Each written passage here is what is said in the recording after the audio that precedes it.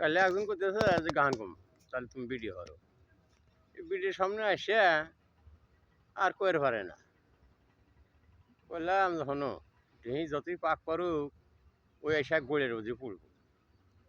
ভিডিওর সামনে কথা কওয়া আর তার হিম্মত নাকবো। আমার আপন মাকে মা ডাকিলে তুলে নাইবাই কোলে, মাতারে মা ডাকিলে ভাই গো লাহাতি মারে বুকে গো বলো লাতি মারে বুকে। আমার আপন মাকে মা ডাকিলে তুলে নাইবাই কোলে,